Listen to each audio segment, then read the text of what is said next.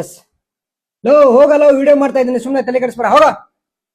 S court ಕಚೇರಿ ಅಲ್ದಾಡ್ಲಿಕ್ಕೆ ನಿಮ್ಮ ಹತ್ರ ದುಡ್ಡು ಇಲ್ಲದೆ ನಿಮಗಾಗಿರೋ ಅನ್ಯಾಯವನ್ನ ನೀವು ಸಹಿಸ್ಕೊಂಡು ಸುಮ್ಮನೆ ಇರ್ತಾ ಇದ್ರೆ ಇನ್ ಮುಂದೆ ನಾನು ಹೇಳುವ ಈ ವಿಧವನ್ನ ಫಾಲೋ ಮಾಡಿ. ಯಾಕಂದ್ರೆ ಸಂವಿಧಾನದ ಆರ್ಟಿಕಲ್ 39A ಪ್ರಕಾರ ಸಮಾನ ನ್ಯಾಯ ಮತ್ತು ಉಚಿತ ಕಾನೂನಿನ ನೆರವು ಬಗ್ಗೆ ತಿಳಿಸುತ್ತದೆ. ಅಂದರೆ ಕಾರ್ಮಿಕರಾಗಿರ್ಬೋದು, ಮಕ್ಕಳಾಗಿರ್ಬೋದು, ಮಹಿಳೆಯರಾಗಿರ್ಬೋದು ಮತ್ತು SC ಸಮುದಾಯ ವರ್ಗದ ವ್ಯಕ್ತಿಗಳಾಗಿರ್ಬೋದು, ಹಾಗೆ ವರ್ಷಕ್ಕೆ 3 ಲಕ್ಷಕ್ಕಿಂತ ಕಡಿಮೆ ಆದಾಯ ಹೊಂದಿರುವ ಎಲ್ಲಾ ವ್ಯಕ್ತಿಗಳಿಗೆ ವಕೀಲರ ಅವಶ್ಯಕತೆ ಇದೆ ಅಂತ ತಮ್ಮ ತಾಲೂಕು ನ್ಯಾಯಾಲಯಕ್ಕೆ ಹೋಗಿ ಕಾನೂನು ಸೇವೆಗಳ ಪ್ರಾಧಿಕಾರಕ್ಕೆ ಒಂದು ಲೆಟರ್ ಅನ್ನು ಕೊಟ್ರೆ ನಿಮಗೆ ಸರ್ಕಾರವೇ ವಕೀಲರನ್ನು ನೇಮಿಸಿ ಅವರಿಗೆ ತಗುಲುವ ಸಂಪೂರ್ಣ ವೆಚ್ಚವನ್ನು ಸರ್ಕಾರವೇ ಭರಿಸುತ್ತೆ. ಇದು ತುಂಬಾ ಉಪಯುಕ್ತ ಮಾಹಿತಿ. ಇದು ಗ್ರಾಮೀಣ ಭಾಗದಲ್ಲಿ ಬಡ ಜನರಿಗೆ ತುಂಬಾ ಹೆಲ್ಪ್ ಆಗುವಂತ ಮಾಹಿತಿ.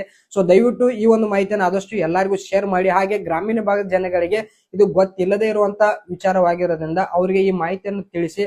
ಹಾಗೆ ಇಂಥ ವ್ಯಕ್ತಿಗಳು ಏನಾದ್ರು ನಿಮ್ಮ ಶೇರ್ ಲಿಸ್ಟ್ ಅಲ್ಲಿ ನಿಮ್ಮ ಫ್ರೆಂಡ್ಸ್ ಪರಿಚಯ ಇದ್ದವರು ಯಾರಾದ್ರೂ ಇದ್ರೆ ಆ ವ್ಯಕ್ತಿಗಳು ಕೂಡ ಈ ಒಂದು ಮಾಹಿತಿಯನ್ನು ತಿಳಿಸಿ.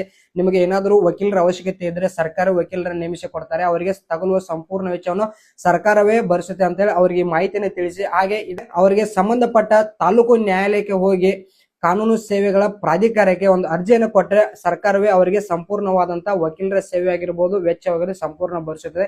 ತುಂಬಾ ಉಪಯುಕ್ತ ಮಾಹಿತಿ. ದಯವಿಟ್ಟು ಈ ಒಂದು ಮಾಹಿತಿಯನ್ನು ಆದಷ್ಟು ಎಲ್ಲರಿಗೂ ಶೇರ್ ಮಾಡಿ. ಹಾಗೆ ಇದೇ ರೀತಿ ಉಪಯುಕ್ತ ಮಾಹಿತಿ ಬೇಕಂದ್ರೆ ನನ್ನ ಪೇಜ್ ನ ಫಾಲೋ ಮಾಡ್ಕೊಂಡು ಸಪೋರ್ಟ್ ಮಾಡಿ. ನಮಸ್ಕಾರ.